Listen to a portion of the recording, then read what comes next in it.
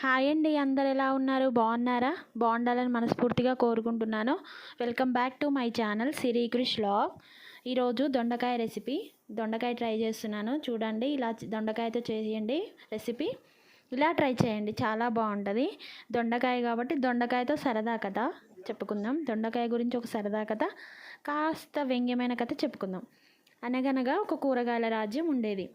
అందులో వంకాయ రాజు, బెండకాయ మంత్రి, ఆలుగడ్డలేమో సైనికులు. వీరందరి మధ్య దొండకాయ చాలా అమాయకంగా సైలెంట్గా ఒక మూల కూర్చొని ఉండేది. దొండకాయకి ఒక బాధ ఉండేది. మిగిలిన కూరగాయలన్నిటికీ ఏదో ఒక గొప్పతనం ఉంది. వంకాయకేమో తలపై కిరీటం ఉంది. బెండకాయ తింటేనేమో లెక్కలు బాగా వస్తాయని పిల్లలు ఎగబడి తింటారు. ఆలుగడ్డ ఏమో ఏ కూరలోనైనా కలిసిపోయి అందరికీ ఫేవరెట్ అయిపోతుంది.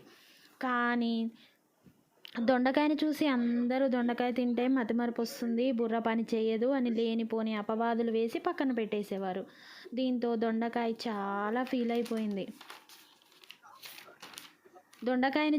దొండకాయ చేసిన ఛాలెంజ్ ఒకరోజు దొండకాయ తట్టుకోలేక కూరగాయల సభలో రాజుగారైన వంకాయ ముందు నిలబడి, ప్రభు, నా మీద ఈ అపవాదు ఏంటి? నన్ను తింటే బుర్ర పనిచేయదా?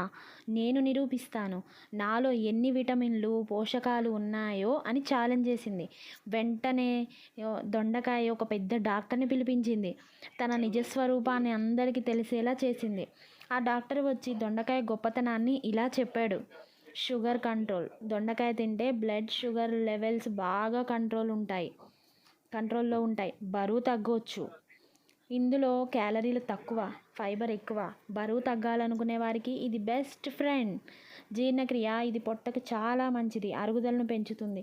అంతేకాదు, దొండకాయ తింటే మతిమరుపు వస్తుంది అనేది కేవలం మూఢనమ్మకం మాత్రమే, అందులో ఎలాంటి నిజం లేదు అని డాక్టర్ తేల్చి చెప్పేశాడు. ముగింపు.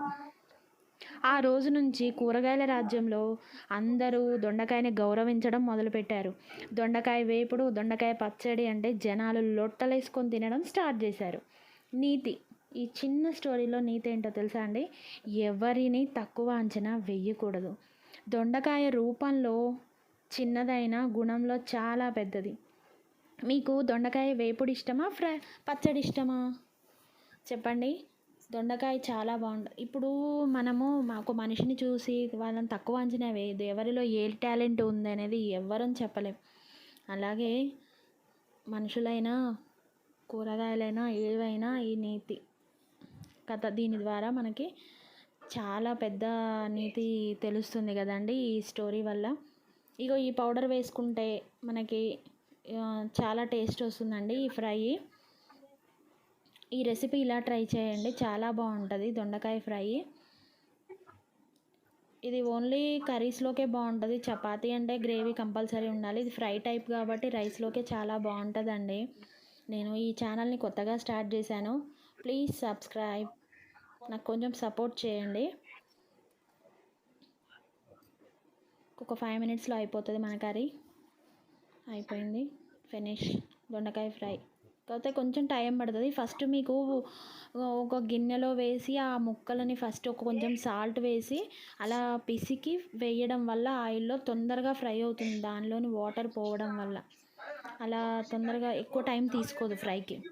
ఇలా రైస్లో కలుపుకొని తింటే చాలా బాగుంటుంది కదండి. Please subscribe, like.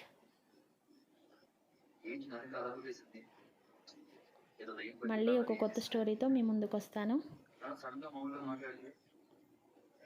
నన్ను సపోర్ట్ చేయండి. ఈ రెసిపీస్ చూస్తూ స్టోరీస్ వినేసేయండి. మీకు మంచి మంచి స్టోరీస్తో నేను మీ ముందుకు వస్తుంటాను. బాయ్ అండి, థ్యాంక్ యూ.